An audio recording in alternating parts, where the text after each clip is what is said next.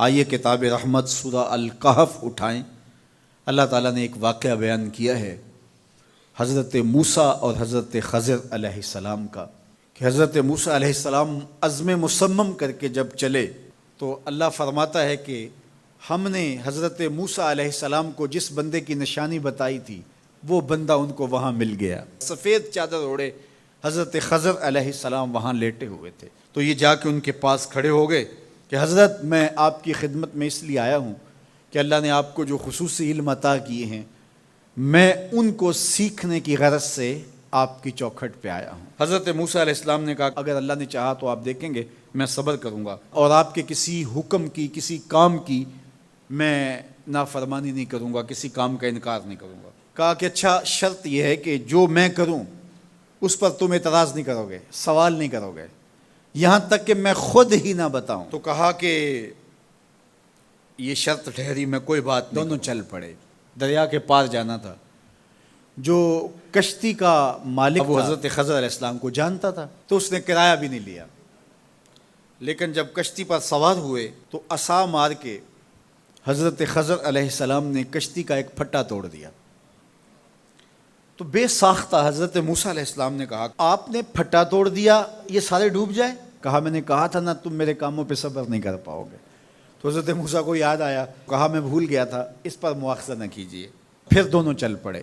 بچے کھیل رہے تھے، ایک خوبصورت لڑکا وہ بھی بچوں میں کھیل رہا تھا۔ حضرت خضر آگے بڑھے اور اس کی گردن مروڑ دی، اس کو قتل کر دیا۔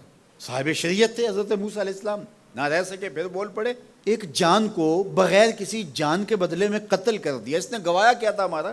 آپ نے بہت ہی جو ہے وہ غلط کام کیا، یہ کام اچھا نہیں کیا آپ نے۔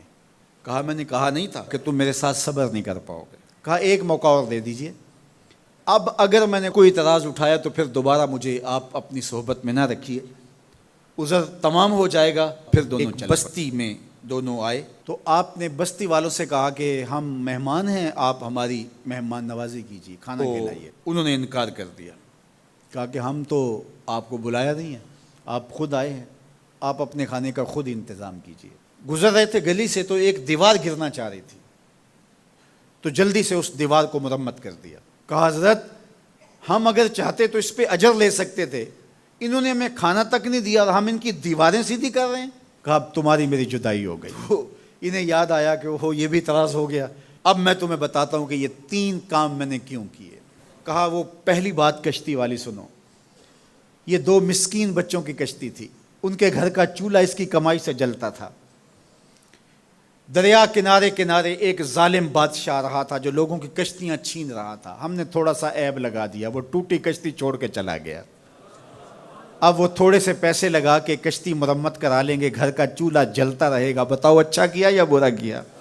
جس کو ہم نے قتل کیا اس کے ماں باپ مومن تھے، نیک تھے، صالح تھے، بچے نے بڑا ہو کے بہت برا ہونا تھا، ہم نے اس کو قتل کر دیا، اللہ اس کے بدلے ان کو بہتر اولاد دے گا۔ علماء تفسیر نے لکھا ہے اس بچے کے بدلے میں اللہ نے ان والدین کو ایک بیٹی عطا کی جس کی نسل سے 70 نبی پیدا ہوئے۔ یہ شہر کے 2 یتیم بچوں کی دیوار تھی اور اس کے نیچے ان کا خزانہ تھا، اور ان کا باپ بڑا نیک تھا۔ خزانہ دیوار کے نیچے ہے، دیوار گرنا چاہ رہی ہے، کسی معمولی دھکے سے گر جاتی۔ 2 ہی صورتیں تھیں، یا وہ بچے خود اپنا خزانہ اٹھا لیتے یا لوگ اٹھا کے لے جاتے۔ لوگ اٹھا کے لے جاتے پھر بھی ہاتھ میں کچھ نہ آیا، اور اگر وہ خود اٹھا لیتے تو بچے ہیں، بچپنے کی وجہ سے وہ اس کو اڑا دیتے۔ تو ہم نے اس کے اوپر دیوار کھڑی کر دی، جب تک وہ اس قابل نہیں ہو جاتے کہ یہ خزانہ نکال کے اس کو صحیح مصرف پہ لگا سکیں، اتنی دیر تک دیوار گرے گی نہیں۔ اس کا انطباق پاکستان کے حالات پہ بھی ہو سکتا ہے، اس لیے کہ یہ بھی یتیموں کا سرمایہ ہے، لیکن میرے مالک نے اس ملک کے خزانوں پر گہرے پہاڑ اور بڑی بڑی دیواریں کھڑی کر دی ہیں۔ جب تک یہ قوم بلوغت تک نہیں پہنچے گی، رب سے جو وعدہ کیا تھا پاکستان کا مطلب کیا، لا الہ الا اللہ، جب اس بلوغت تک یہ پہنچ جائے گی، اس وعدے کی تکمیل ہوگی، پھر رب دیوار ہٹا دے گا اور پاکستان کو اللہ اتنے خزانے دے گا اور پاکستان ایسا مالا مال ہوگا دنیا دیکھنے آئے گی انشاءاللہ۔